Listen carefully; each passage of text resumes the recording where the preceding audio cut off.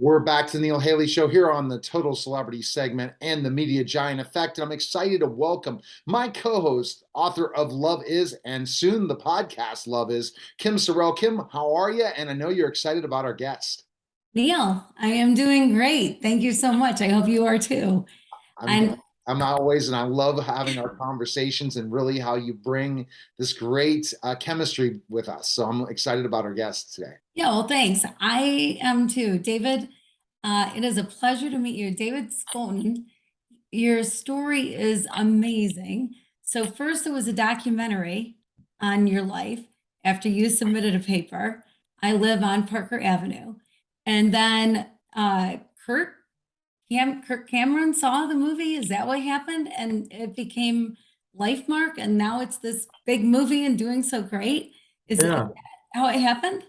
yeah. So I first started sharing the story in 2011, and at that time, the story was just that my birth mother was in an abortion clinic and left and chose adoption. That's how I'm here today. And as you can tell, the story has continued to transform over the next few years to the point where we decided to go ahead and meet my birth family after we heard from my birth mother for the first time. That meeting was filmed into the documentary called I Lived on Parker Avenue. And we were blessed to be able to tour I Lived on Parker Avenue all around the country and meet so many other people who have their own adoption stories. And as part of one of those talks, my mom and I were in Fallbrook, California, and someone there knew Kirk. I didn't know Kirk. I knew who he was, but I never talked to him before. Someone there knew Kirk, saw us talk, saw the documentary, and sent it to him. And Kirk gets sent so many things. So he didn't watch it at first. And thankfully, Chelsea was like, Kirk, you really got to watch this one. And so she made him sit down and watch it. Then he's in his kitchen. He starts crying because it was so emotional. And then that's when he reached out to me and said, David, I actually remember this phone call distinctly because I was leaving a law school class. I got a call from a California number. I didn't know who it was. I answered it and he says, David. And I say, hello, who's this? And he says, it's Kirk Cameron. And I go, hey, how's it going? He says, David, I saw your documentary. This has to be a full feature film. How can you make that happen? And that's what started everything. I connected him with my birth family and my family. And then he got the Kendricks involved. And then a few years later, we had this beautiful movie called Lifemark. All right, so David, kind of listening to that whole story, when first Kirk said it, were you thinking, okay, this is going to happen? Or you know how the industry works, especially going in the documentary, how much of a challenge for your hustling to get it out to different distributors and different things as a documentary. So when Kirk said, well, I'm going to make this a movie, you knew it's not guaranteed it's going to happen right off the bat, or maybe never happen, right? Because you understood the industry from what you were doing as a documentary, right? Oh yeah, no, I mean, when he called me, I was excited. Um, and it took like over a year of talks and getting the right people involved to actually make it fruitful and make it happen. And in between that, remember COVID happened. And so at that point, I was like, oh man, like I really hope that this movie's still gonna happen. And I was just letting Kirk and the Kendricks do their thing, and eventually we got the news that filming's gonna start, and we're like, whew, sigh of relief, it's actually gonna happen. So we're just so excited that it actually happened. And yeah, I was excited, but I was cautiously optimistic. That's a great way to be in this Yeah. industry. That's good. So your story, a couple things that touched me. I was crying. I was bawling through most of it, but your attitude toward your birth parents, toward your birth mom, probably in particular, that you were never angry. Like I've known people who have been that are adopted that have bad feelings toward their birth parents. Why did they give them up? Or they have abandonment issues, and you seem to not have that stuff. What is it No, like? yeah. I mean, I'm just thankful for them. I mean, they were in a tough decision, tough place to be in, and they made a tough decision. And originally, they weren't going to make that decision, and in the end, they did, and they chose adoption, and that's how I'm here today. So I've been nothing but thankful for them, because I know that they easily could have chosen an arguably easier solution to their problem at the time, and they didn't. So I'm just thankful for them. I've never had any abandonment issues. I understand that people do, but I've been nothing but thankful for them, and they allowed me to have the family that I have today. I just love my family so much, and we're a small knit group, so we're all just so happy and blessed to know Melissa and Brian. So let's talk about specifically enough the difference between the documentary and the movie, because the documentary tells your life story. There was a lot of interviews, different things like that. Then to put it into a movie, how much feedback did you have involvement in this movie, and how did that develop in some of the characters and really the storyline of the film when people get to see the film? Yeah. So there's a lot of movies that say inspired by a true story or based on a true story, and they're really not. This one says inspired by a true story, and that's because it really is inspired by a true story. Kirk and the Kendricks, they were almost calling me every day, multiple times a day, to get even the most minuscule details accurate on our story. They were very respectful of the story, of the truth behind the story, and they did an excellent job making this movie as truthful as possible to the actual true lives that we lived. And that's why this movie is also so special for us, because it's so close to the true story, to the So how point was where it? Kirk actually came to our house. And my dad has this weird obsession of doing dishes. Like, he actually likes doing dishes. I've never heard anyone say that, but he loves it. And so Kirk sees that, and Kirk goes over there and starts doing the dishes with him. He's like, "Are you doing this because I'm here, or are you doing this because for some other reason?" He's like, "Oh, I'll do this every night. This is my thing." And so Kirk said, "Wow, well, this has got to be in the movie." So there's a scene of my dad, Kirk, doing dishes in the movie, and that's because Kirk came to our house and in real life, and that's what my dad likes to do. So little things like that are throughout the movie, and so they did a really good job. Wow, that's so cool. What is it like to see your life story on the big screen? It's a little it's just surreal. I mean, to see it so many times in the documentary form. I mean, I can't tell you how many times I've seen it in the documentary form, and then to go on set and see actors recreate the scenes that we lived was absolutely surreal. Just to have experienced the emotions, see it over and over again in the documentary, and then go onto a set and see people literally looking at our documentary and recreating those emotions is nothing but surreal. And it honestly really hasn't hit me yet. I've been to the theater maybe twice already to see it. I've seen 11 different cuts of the movie, and I just feel blessed to be a part of it. And it's so crazy to just sit back and just see everything unplay itself on the big screen. And it's just never would have thought this would ever happen. And that's the thing. And so talking about how they cast each person for the movie, were you surprised certain people acting, playing certain roles in the movie, like how they put that together? I've met every cast member on this set, and all of them feel like extended family to us. I mean, we met them, and then 10 minutes later, felt like we've known them for 5 years. They did an excellent job in all of their roles, and I don't know how they did it. I mean, just to be in some of the scenes that they're in. There's some emotional scenes in there, and they did an excellent job of this is coming from someone who actually lived it.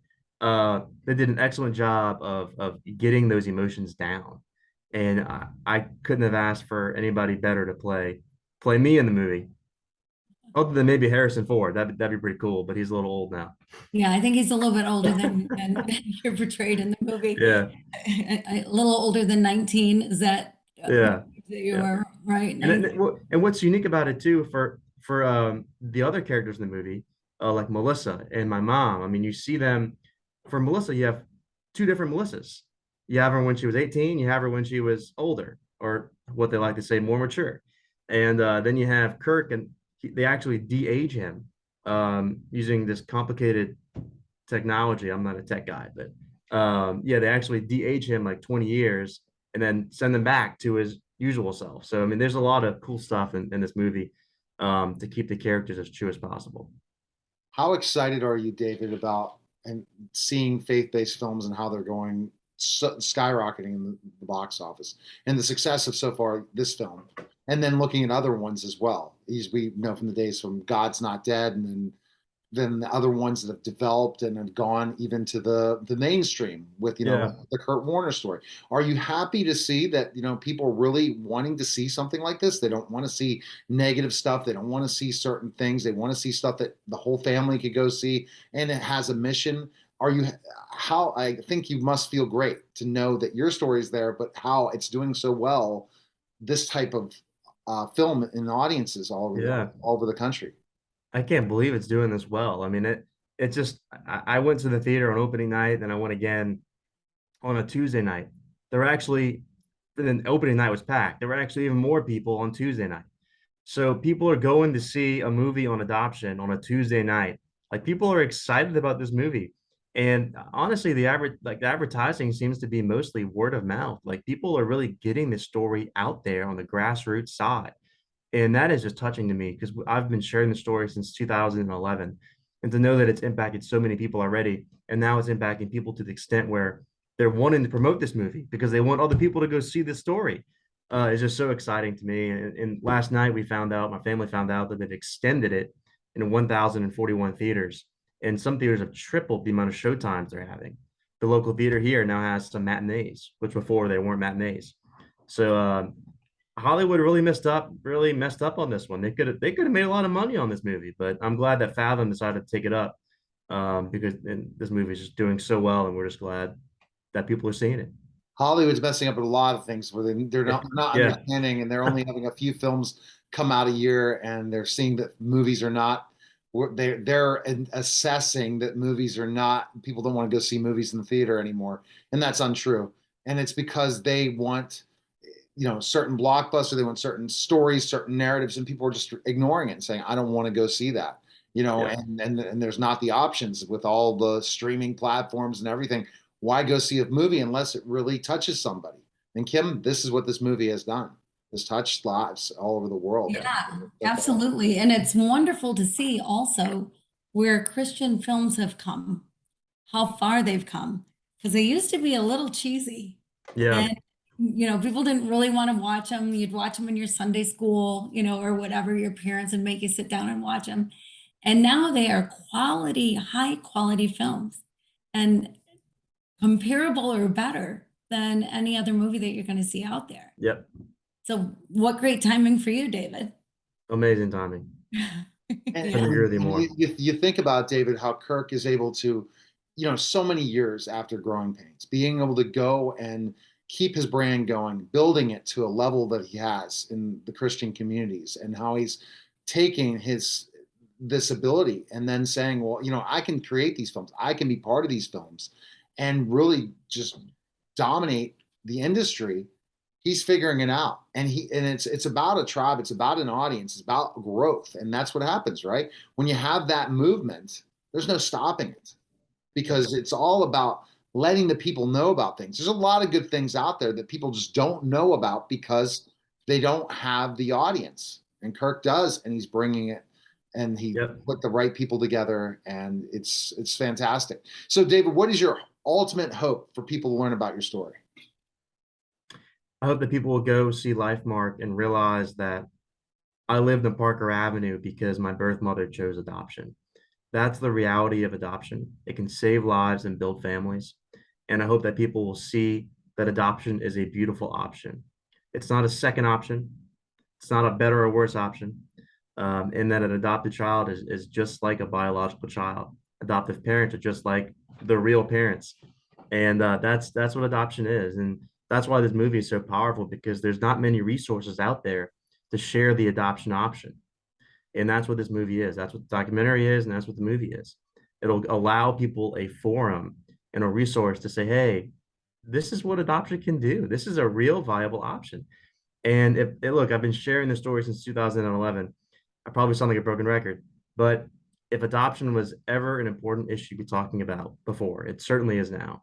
And this timing wasn't planned. I mean, this was supposed to release a few years ago. So that just shows God's providential timing with this movie. It couldn't come out at a better time. Especially when people are figuring out what are we going to do with Roe v. Wade being overturned and different places in the country. What am I going to do? What am I going to do? Have the child and put it up for adoption, like that situation. And I know it's a challenge, but that person's giving something instead of losing it, and now the options are less for them. So definitely, instead of going to 4 states and have that, God forbid, abortion, they can give that child to somebody, a family that really needs it. Because again, it's hard for some family parents to have kids, and Yeah. it's not the easiest thing at times. And adoption might be the best option. And you're bringing that story to life. All right, Kim, I know you want to definitely have a question about love is in this. Ask him your love is question. All right. So, David, I dedicated a full year to figuring out the true meaning of love because love is a little ambiguous and people think of love in different ways and get love wrong a lot. And part of your story is people could have gotten love wrong, but they didn't. But so the things I learned about love have rocked my world, just changed my life. And I want to know, like, what is the love for you? What is that for you with your family, and then also with your birth mom? I want to hear. That's an interesting question. I don't think I've been asked that before. Um, I mean, I don't really know how to answer that other than just to say that to me, my adoption has been love, right? I mean, my birth mother's decision to place me for adoption was a loving decision. Um, my parents' decision to adopt me was a loving decision. And so I just attribute adoption as love, and I hope that people will agree with that message when they go see Lifemark and hopefully go see Out of the Parker Avenue. Yeah, I like your answer a lot. I like that because there are those actions definitely just shout love. So And what's next for David after this film? What are you thinking of doing next? Are you going to do another documentary? Are you going to be producing documentaries? What's new for David? Maybe there'll be a sequel. I don't know. There's not going to be a sequel. I don't know. I mean, it kind of feels like a chapter's closing, but look, I've said a chapter's closing before, and something new happens. So I'm open to wherever God's calling me to go and do. Adoption's been a big part of my life. I've considered a public service for so long. Public service has always been important to me. So we'll see. We'll see what the future holds. Awesome. Where can people find information on you, David? Best place to go. Yeah, so I have a site, davidscotton.com, which is really just the hub for linking the documentary and the movie, and my speaking requests because I've been blessed to be able to speak and share our story, and I hope that I'll continue to be able to do that. Other than that, you can go to lifemarkmovie.com or otherthanparkerav.com and go check out those movies. They're good. All right. Well, we appreciate it, David. Yeah. Great story, great information. And I mean, I tell you, people need to definitely see a film like this. And then also just to give somebody an opportunity, as David's parents did by allowing to giving them up for adoption, such a big thing that changed his life and how David's transforming lives because of it. So I appreciate it, David. Yeah. Thanks for having me. All right. You're listening and watching The Neil Haley Show, and we'll be back in just a moment.